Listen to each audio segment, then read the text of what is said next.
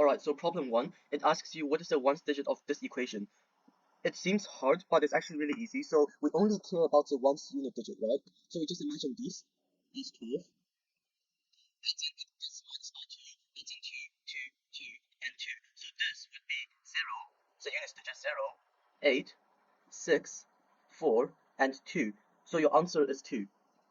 Then for problem 2, it asks you what is the value of this expression in decimal form. So if you simplify this, we get 4, then 2.5 plus 0.04, and then we get 6.54. So the answer is this. For problem 3, it asks you 4 squares of side lengths 4, 7, 9, and 10. Units are arranged in increasing size order, so that the left edges and bottom edges align. And it asks you what is the area of the visible gray region in square units. And the squares alternate in the color pattern white, gray, respectively. So you just draw this. So this is 4. This is 7. This is 9. And this is 10. So we know that this part is white, this part is gray, white, and then gray.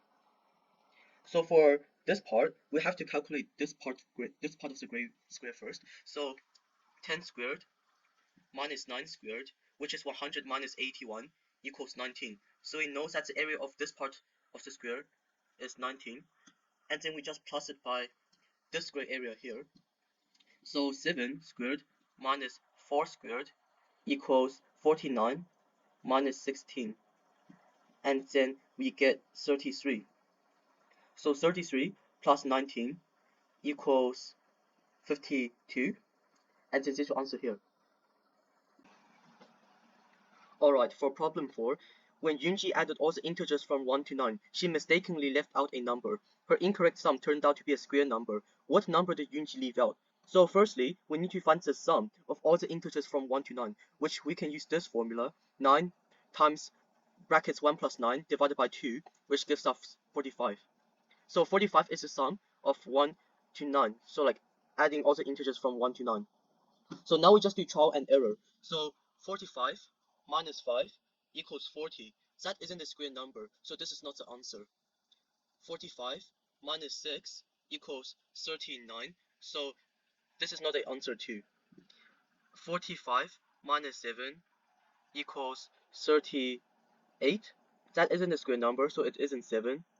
45 minus 8 equals 37. That isn't a square number, so this is not the answer. 45 minus 9 equals 36. Now that is a square number, so the answer is 9.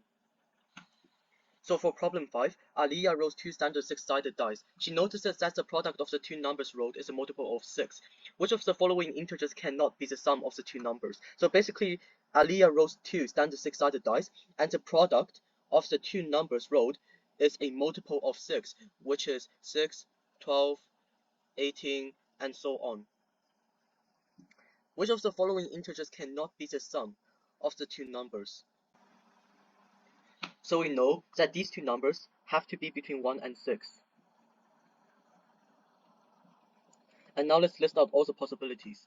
So possibility 1, which is 1 times 6 equals 6.